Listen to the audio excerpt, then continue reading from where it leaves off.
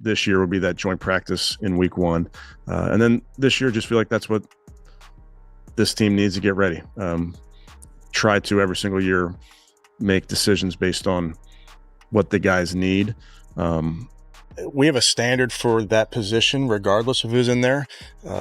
Practice, games, how we operate, what we believe in. We have a very, very high standard. Guys, I'm going to tell you why. One of the biggest things I'm hoping for right now, if this brother performs, we ain't going to have this conversation today, but if this brother performs, and dare we say he ends up being the starter for the Cleveland Browns, he pulls this off. Shedeur Sanders' situation in Cleveland keeps getting more complicated with each passing week. Kevin Stefanski, despite mounting pressure, is sticking with Joe Flacco as the starting quarterback. The veteran quarterback has been exposed repeatedly in recent games, but Stefanski continues to insist that Flacco is the answer. What's more frustrating for Shedeur is that, despite his undeniable potential, Stefanski doesn't seem ready to give him a shot. But Shedeur isn't the type to back down easily. He's determined to prove himself, and the tension between him and Stefanski is only growing. Will the rookie get his chance, or will the head coach continue to play the old veteran? The story's just getting started, and it's clear this isn't going to end quietly. I don't concern myself with outside type of things, but I'm committed to his development, just like all of our rookies. So we'll continue to focus on getting our guys better, and that's what we'll stay committed to, and that's what's important to me. Kevin Stefanski has been very vocal in the media, defending his decisions and insisting that he's doing everything in his power to keep Shedeur Sanders involved. Time and time again, he's shot down any claims that he's not giving the rookie a fair shot. In fact, Stefanski's been adamant that he's working with everyone, from the starters to the backups, to ensure their development. He's careful to never directly admit that Shedeur isn't getting the opportunities many believe he deserves. Instead, he frames it as part of a bigger plan, one that involves a process of growth for the entire team. On the flip side, the NFL community is starting to view Stefanski's approach as a betrayal, or even sabotage, of Shedeur Sanders' development.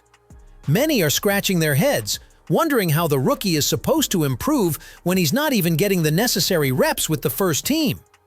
Stefanski insists that Sanders isn't ready, but his actions speak louder than his words. If Sanders isn't getting the reps with the starting unit, how is he ever supposed to build the chemistry needed to succeed? Dan Orlovsky didn't hold back when he publicly criticized Stefanski for this. On air, Orlovsky straight up called out the coach, asking why Shedeur isn't being given the chance to prove himself. Orlovsky pointed out that if Stefanski truly believes Sanders isn't up to the task, then he should provide solid evidence to back up that claim. But here's the kicker. Sanders' performance during the preseason showed exactly what he's capable of. His play on the field has already proven he can handle the pressure, and it's clear it's time for Stefanski to give him a shot. Prove to me that you can do it.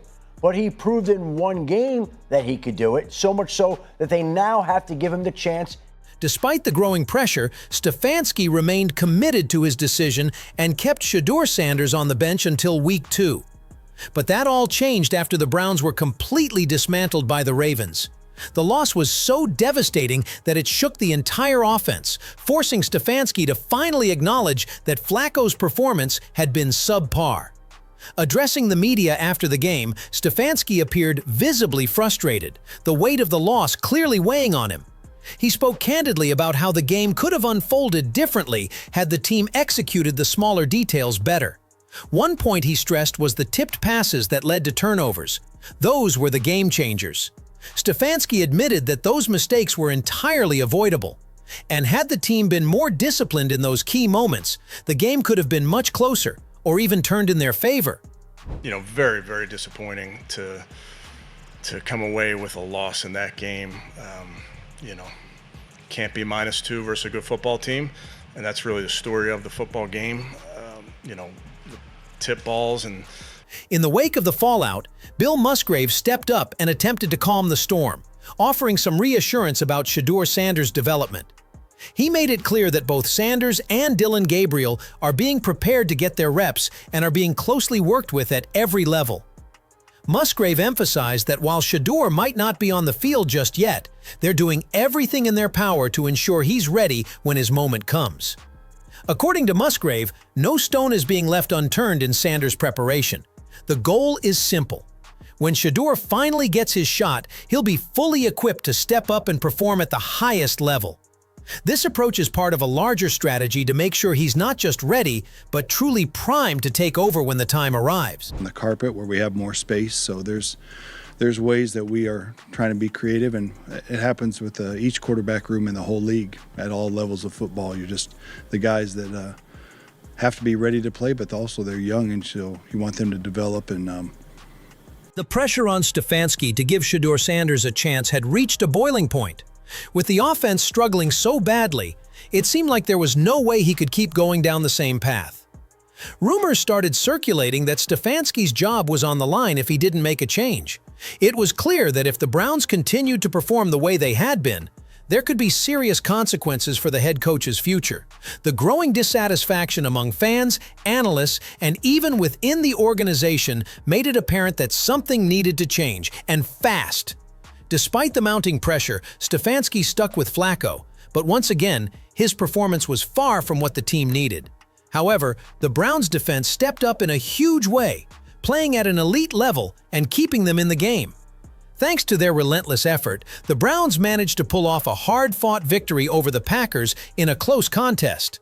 The defense's dominance was the difference maker, allowing the team to secure the win despite Flacco's struggles on offense. The situation has reached a boiling point, with both fans and analysts now calling for Shedeur Sanders to be released, so he can finally get the playing time he deserves. The question on everyone's mind is whether it's time for the Browns to part ways with him, especially since his market value is soaring right now. Multiple teams, with the Miami Dolphins leading the charge, are reportedly showing serious interest in Sanders.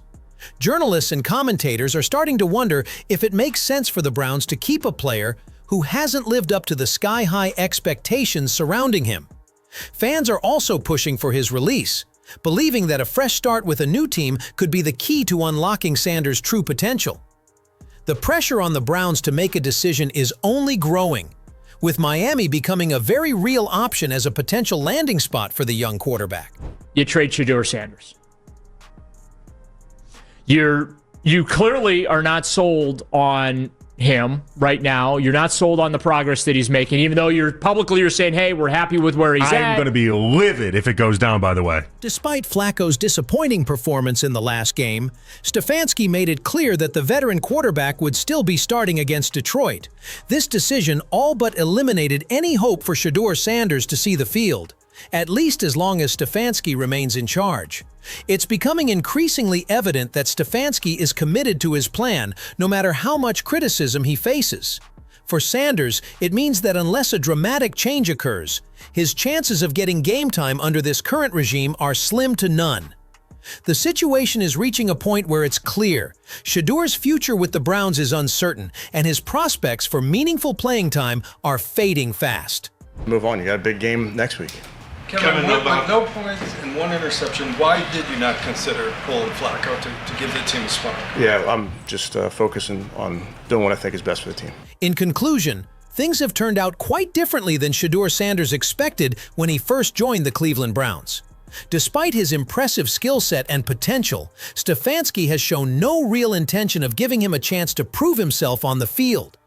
With Joe Flacco's continued presence as the starting quarterback, even after several underwhelming performances, it's clear that the veteran QB still holds Stefanski's trust.